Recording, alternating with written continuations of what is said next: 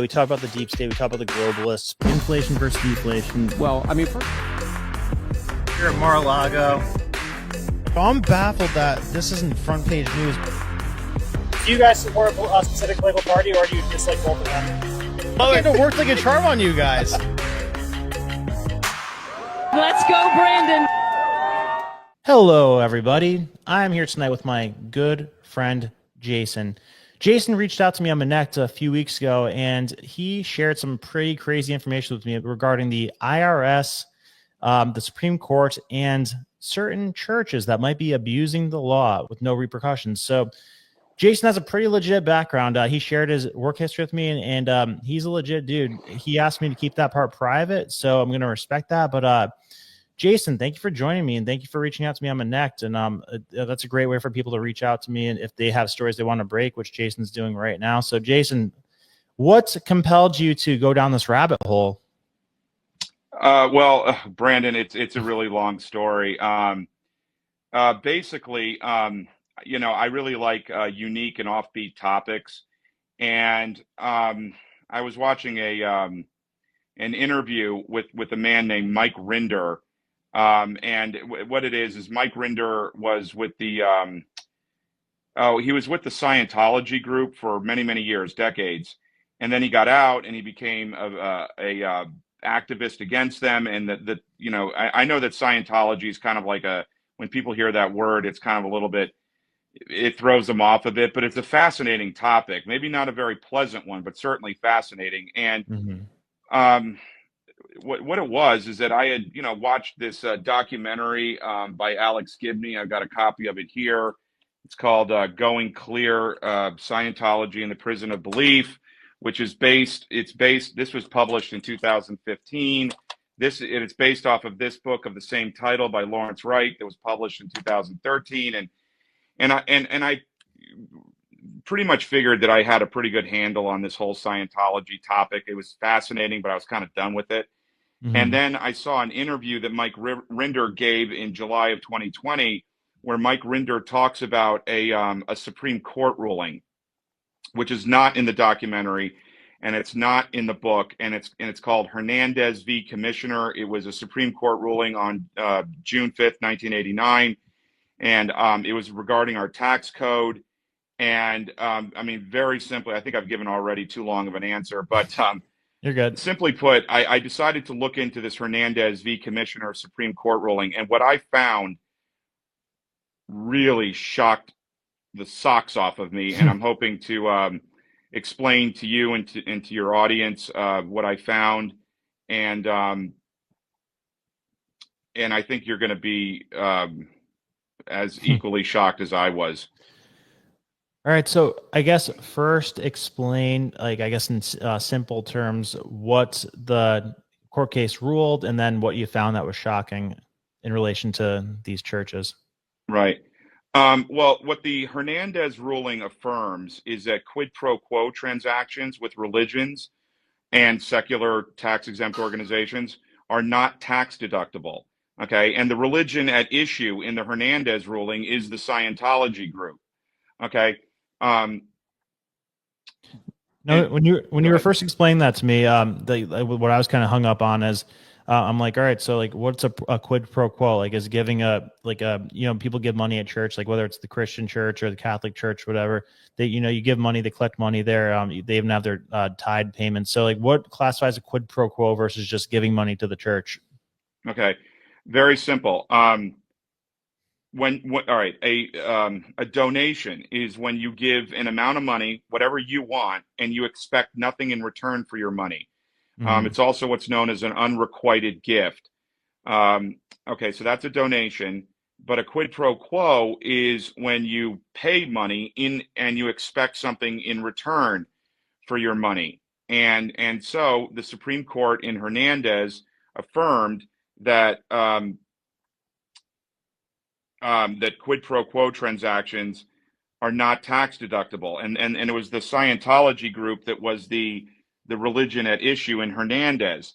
But the thing is that the Hernandez ruling goes beyond Scientology. There are other religions that have quid pro quo transactions. The two biggest ones that are mentioned by name by Justice O'Connor, Sandra Day O'Connor, in the Hernandez ruling is the LDS Mormon religion that has mandatory tithing. And these were identified as quid pro quo transactions that the IRS currently, even to this day, is allowing to be deducted. Okay, and that's against the law, and it's a violation of the Hernandez ruling. Additionally, the other major religion that's involved here is the Jewish religion. I would say about 95% of synagogues have what are called temple dues. And again, these are mandatory. If you don't pay your temple dues, you cannot get into the temple, into the Jewish synagogue, and receive services. And the IRS is allowing these to be deducted from people's taxes, again, in violation of our tax code, in particular 501c3, and in complete violation of the Supreme Court Hernandez ruling.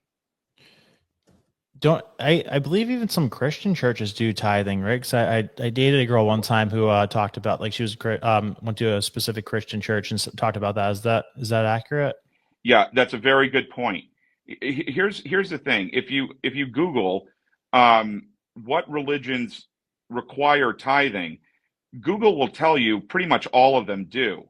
And that's because almost every religion preaches tithing, and that's okay.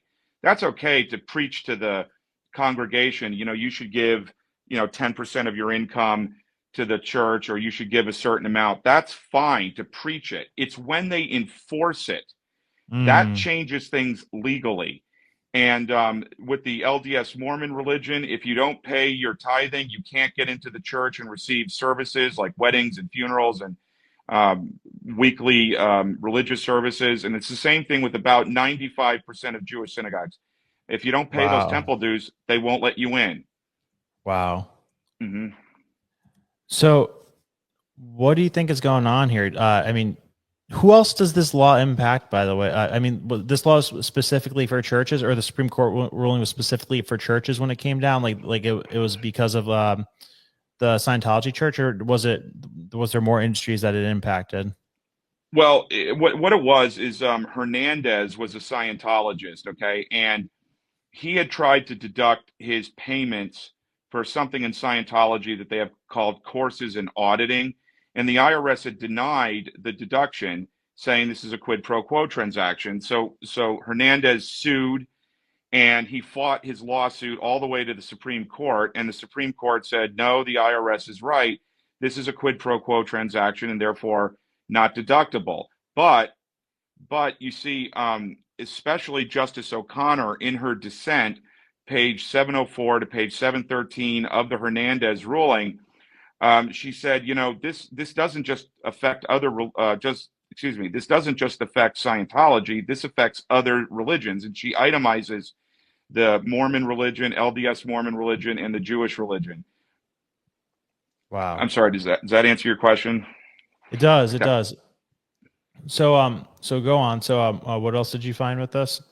Well, all right. So this is where things get really, really bizarre. If you pay attention to the topic of Scientology, you're going to hear on October the 1st, 1993, Scientology was granted tax exemption by the IRS. And when you read all of the mainstream literature, again, like Lawrence Wright's book, Going Clear, another author, Janet Reitman, wrote this book, Inside Scientology. What they will tell you, what everyone will tell you is Scientology filed 2,400 lawsuits against the IRS from the mid-'80s to the early '90s, and that they badgered the IRS into granting the tax exemption. Okay. And what my research has concluded and uncovered is that this narrative is completely false. There were 2,400 lawsuits filed against the IRS. That did happen. But that's not what motivated the IRS to grant Scientology tax exemption.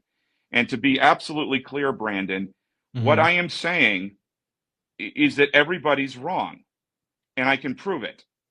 Okay. Yep, I am absolutely laying it. I am laying it down. I'm laying it down. So Lawrence Wright published a book that's got the portion regarding the tax exemption is wrong, and by extension, Alex Gibney produced his documentary in 2015, where he espouses this narrative that Scientology harassed the IRS into compliance with 2,400 lawsuits. Alex Gibney's documentary is provably wrong. He's misinforming the public. Janet Reitman is wrong, and absolutely everybody else is wrong. And there are a bunch of other names I can give, and unfortunately, I'll use their names publicly. I would like to apologize. I should have apologized earlier to these people for using their names publicly when they're not here, and they're not here to refute what I'm saying. I don't deny that this is just, unconscionably rude of me to do this. But I've got to get the truth out. I've got to get people what really happened with Scientology's tax exemption. And so I'm not sure. Let me take a pause and let you ask a follow-up question. So naturally, the question with that is then, if it wasn't because of the lawsuits, why did they give them tax exemption? Why did the IRS give Scientology tax exemption? Right. And really, the answer is because of the Hernandez ruling. You see, this Scientology group basically stumbled across the IRS's dirty little secret that they had been allowing religions to deduct quid pro quo transactions from their taxes, not in compliance with the law. And that is what Justice O'Connor wrote in her dissent in Hernandez. And I should have probably mentioned this earlier as well, but I can explain to you all of my sources and where your audience can find them. I in no way am asking anyone to take me at face value. I've got sources. I got 51 sources backing up everything that I'm saying. But anyway, so what did motivate the IRS to grant the exemption? Basically, it boils down to Hernandez. So the Hernandez ruling, the ruling was June 5th, 1989. In 1989, Scientology filed two lawsuits, one called Garrison v. Commissioner, and another one called Powell v. USA. And what these two lawsuits argued is that it's called administrative inconsistency, which is what Justice O'Connor mentions in her dissent. That's why I keep using her name. Yeah. But anyway, they argued that what the IRS is doing is unfair, that they're allowing other religions to deduct their quid pro quo transactions, but not allowing Scientology. And the thing is that Scientology was right. Well, actually, to be more accurate, Justice O'Connor was right. Okay, so the IRS had had a big problem on its hands, and that problem is that this Scientology group was going to prove the administrative inconsistency on the IRS with these two lawsuits. And once that happened, the courts would order the courts would order the IRS to get in compliance with the Hernandez ruling, which would mean that the IRS would have to tell the LDS Mormon religion, sorry, you can't deduct your tithing anymore. And they would have had to say the same thing to about 95% of Jewish synagogues. Yikes. And this would have undoubtedly caused a lot of turmoil among everybody, Americans. all the religions. Yeah, there would be a lot of angry phone calls to Washington. There would be demonstrations, you name it. This is the government infringing on our First Amendment rights, that sort of thing. So what happened is on October the 1st, 1993, the IRS granted Scientology tax exemption. And when they did that, Scientology dropped all of its lawsuits, all 2,400 of them, but especially the Powell v. USA lawsuit and the Garrison v. Commissioner lawsuit. And I probably should have mentioned this earlier, Brandon, but in my research, I found about 4 legal articles, obviously written by attorneys, all of who came back and said, yeah, the IRS is completely violating the Hernandez ruling. So I'm not the only person saying this. And they're all on my website. I think we'll talk about my sources a little bit later. Scientology is a fairly new thing. So it seems like they're being excluded from the, I guess, loophole or the rights that the other guys were in because they were a little bit newer. So what's to stop like a new religion from coming along and suing to say like, hey, like we should get this right too. Like basically the same thing Scientology did. So do all religions pretty much fall under this now because they're a Well, church? I mean, I guess, yeah, that would be kind of an interesting. It hasn't happened that I'm aware of that a religion starts up and they have mandatory tithing, and the IRS denies it, and they say, no, you allowed Mormons to do it, you've allowed Jewish people to do it, you've allowed the Scientologists to do it. Would they be in a predicament to have to grant it not in compliance with the law?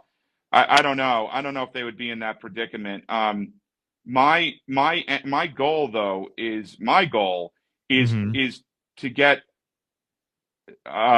basically the Department of Justice more than anybody else aware that the IRS is willfully violating a Supreme Court ruling, and they're Yeah. doing it very, very blatantly and egregiously. Right. And it's funny, people just like have the assumption that religions are tax exempt, but you're saying according to the Supreme Court, that's not the case. No. That's a very big misunderstanding.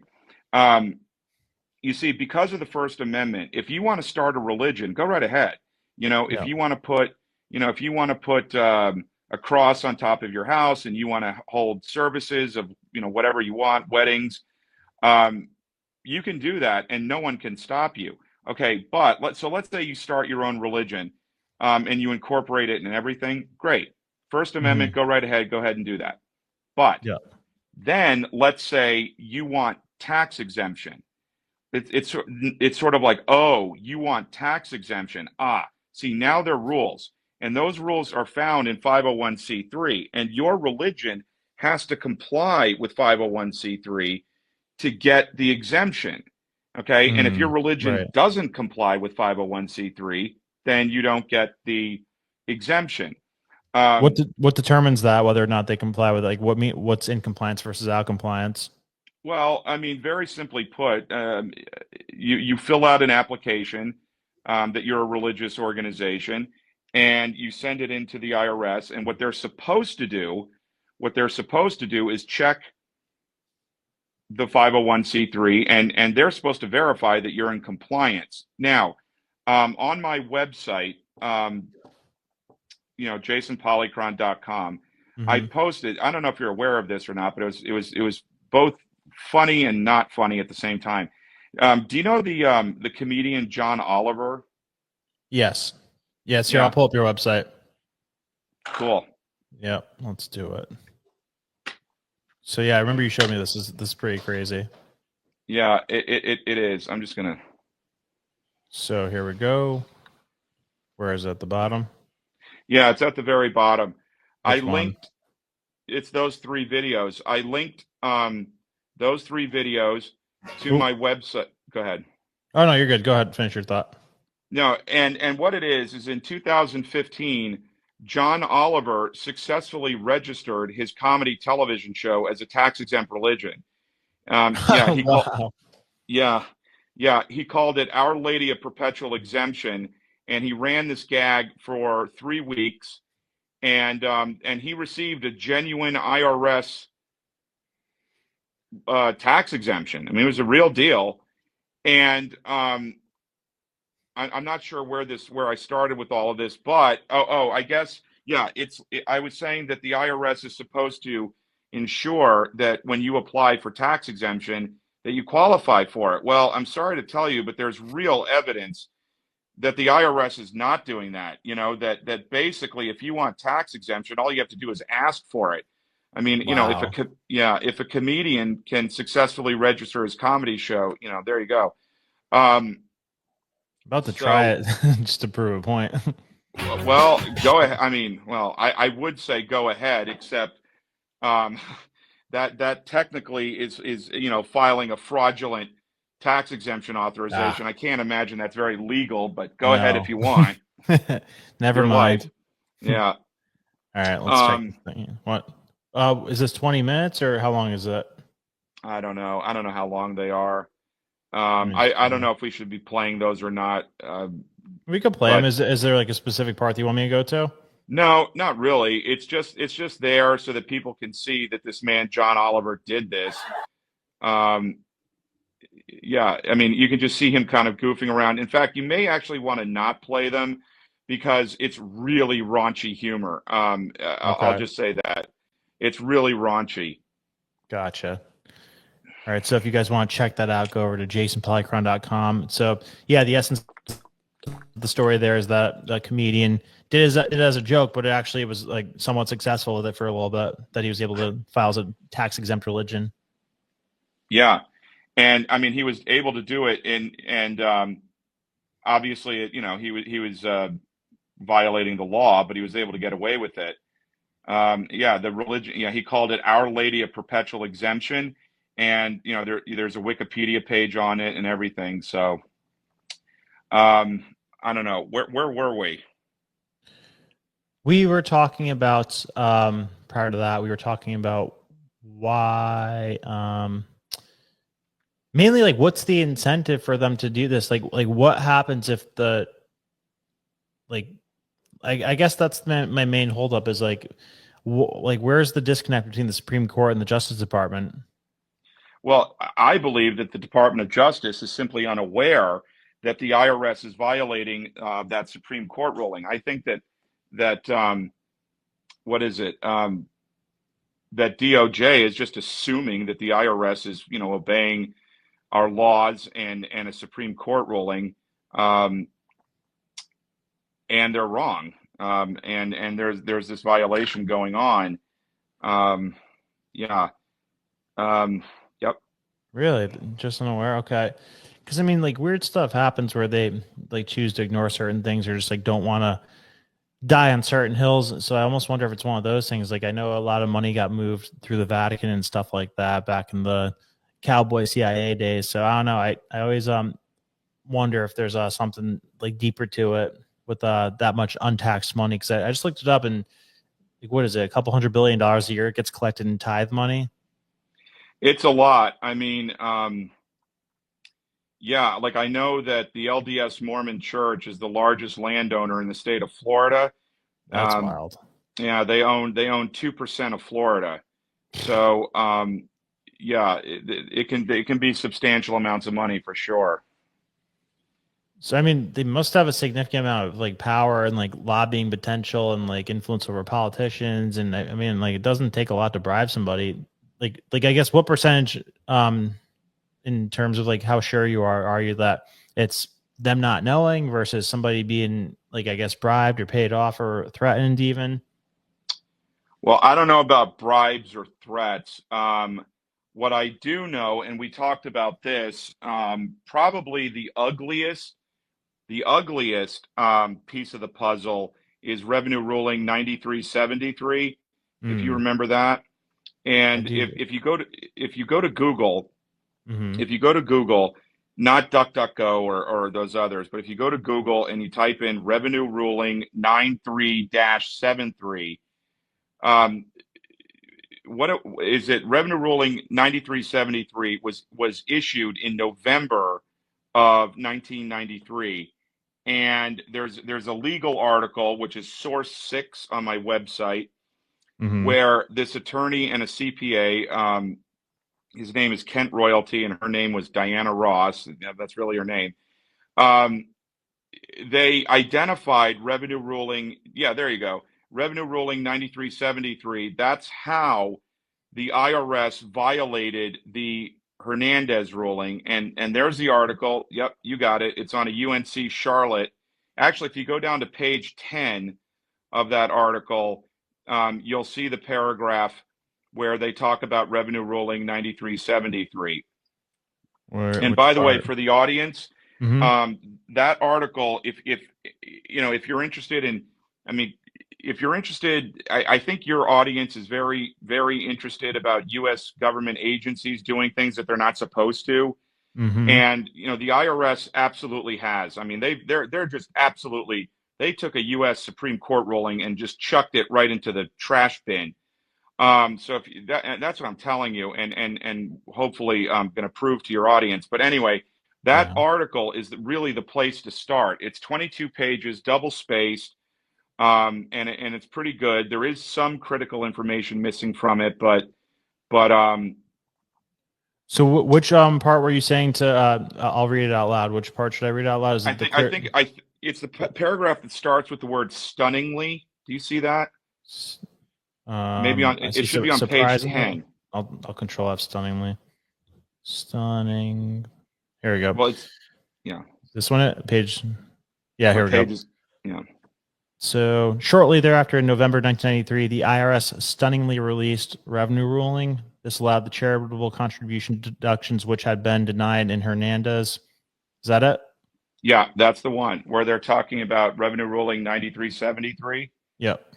Yeah, and then if you go back to Google where you searched revenue ruling 9373, go down, I think it's like the fourth link down. Can you unpack that for us quick though? The revenue ruling 9373. Okay, well, all right.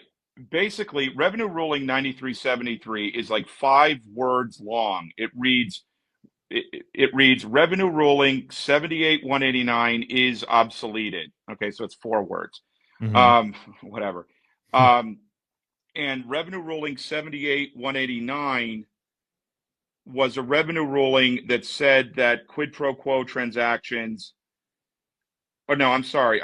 It said that payments to the Church of Scientology for courses in auditing that does not exceed the fair market value is not a charitable donation and not deductible under the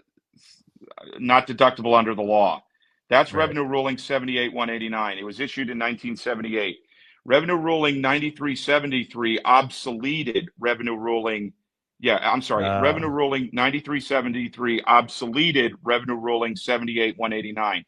And according to Kent Royalty and Diana Ross, Kent Royalty is a lawyer, Diana Ross is a CPA, it's with revenue ruling 9373 that the IRS violated the Supreme Court ruling. Does that answer your question? Yeah, I gotcha. Okay. Now, if you scroll down on that Google page and you go down, I think it's like 4 links, you'll see the IRS. I think that's it. Does it say exempt? There we go. Hold on. Wait. Just Brandon, can you scroll back up to the top real quick? What you got? Okay. I'm sorry, man. I'm really excited for this. You're good. I really thank you for your time. Of course. Okay, so what you're looking at is the IRS exempt organization revenue rulings webpage, and what you have to understand is that the IRS issues these revenue rulings about on different areas of the tax code. But this is the website for exempt organization revenue rulings, and this is where revenue ruling 9373 is supposed to be posted, right? So if you would, can we just quickly scroll down to 1993 and show the audience revenue ruling 9373? Oh, nothing there. Yeah, what does it read? None available during this period. Yeah. That's strange. Yeah, that's really strange. And I will tell you that is the ugliest piece of the puzzle. And without a lot of context, it may not, it's sort of like, what am I looking at? But what I'm telling you is, oh, this is terrible to say.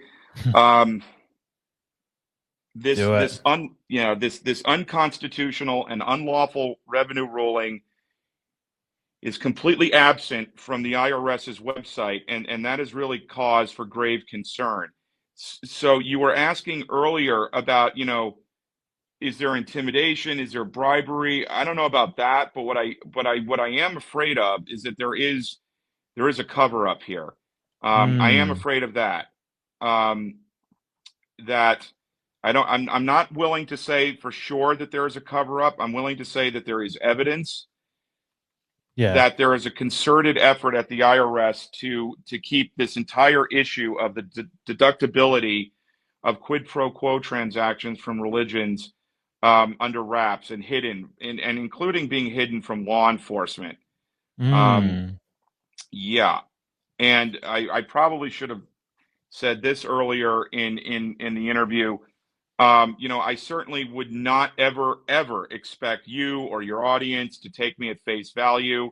You and I are having a conversation, which again is fantastic, really. I mean, really? But I've got my own YouTube channel. It's just Jason Polychron. If you search it on YouTube, you'll see it. And I have a 2-hour interview video where I go through every last detail of this. Yeah. And then there's another video on my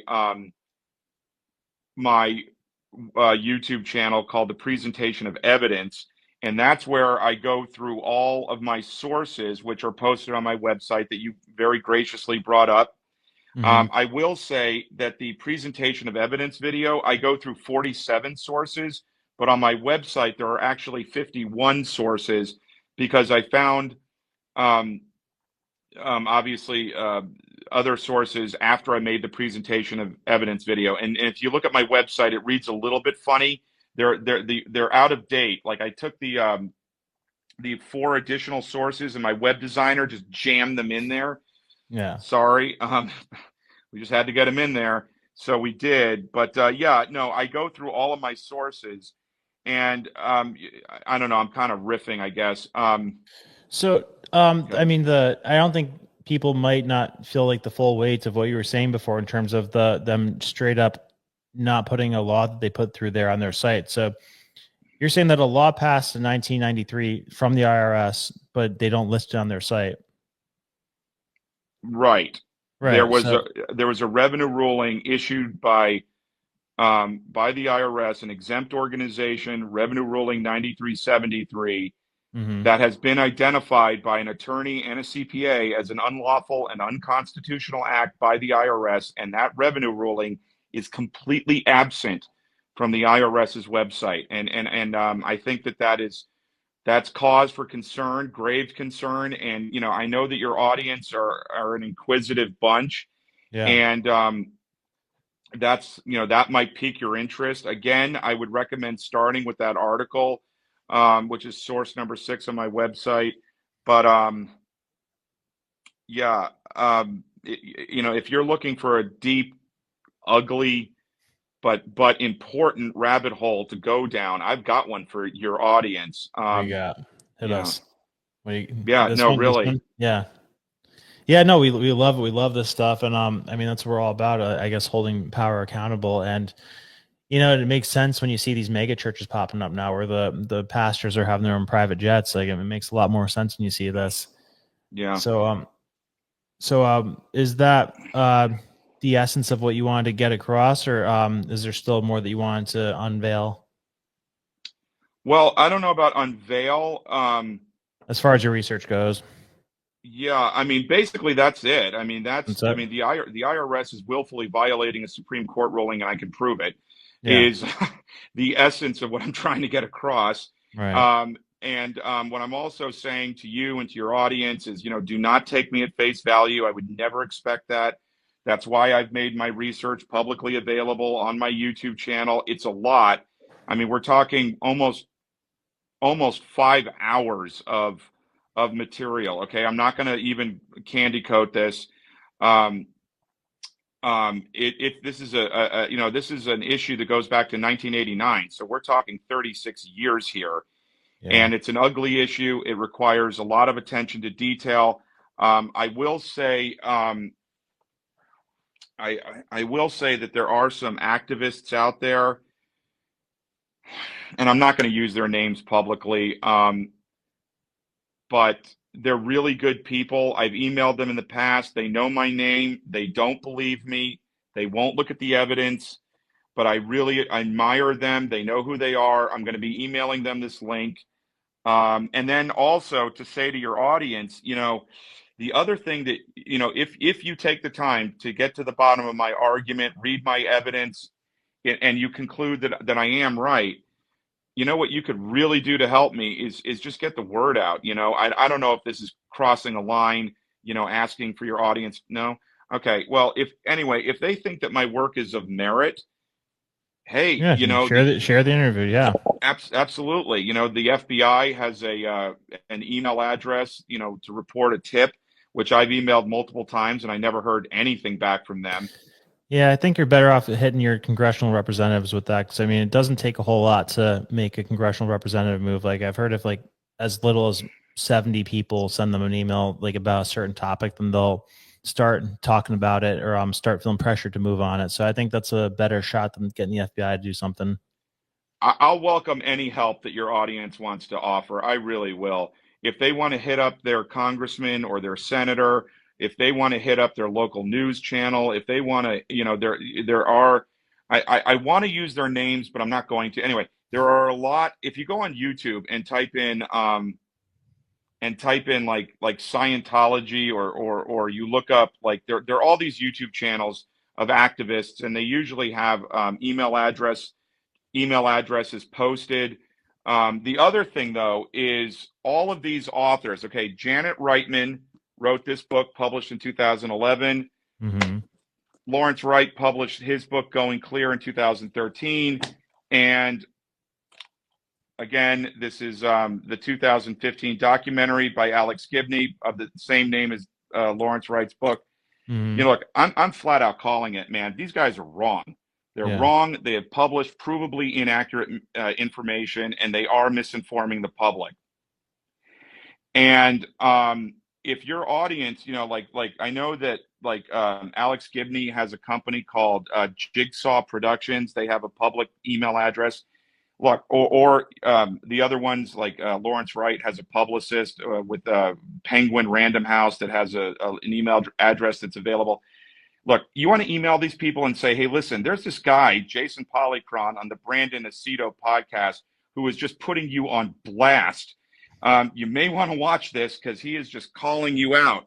Mm-hmm. I hate to say this, but I would love to get someone's attention by being polite, but publicly disparaging somebody can also very much get their attention. But all I care about at this point is that people are paying attention. So I love it. I love it, Jason. I respect the hell out of what you're doing and the amount of research you've done, and I really appreciate you bringing it to our attention so we could get the word out. Guys, leave your thoughts in the comment section, any questions you might have. And Jason's also in my Manect circle, the Forbidden Book Society. I believe he's also on Manect himself. So if you have any questions, either jump in the circle or hit up Jason on Manect and leave comments. So, Jason, thank you so much. This was awesome. Brandon, I really appreciate it. Really, the fact that you are listening and looking at the evidence and then making up your mind. Look, you are succeeding where so many have failed. I can't even begin to tell you. All right, I've taken up enough of your time. Thanks a lot. Oh, no, I really appreciate it, Jason. This was awesome. Thank you. Thanks. All right, we'll talk later. Goodbye, everybody.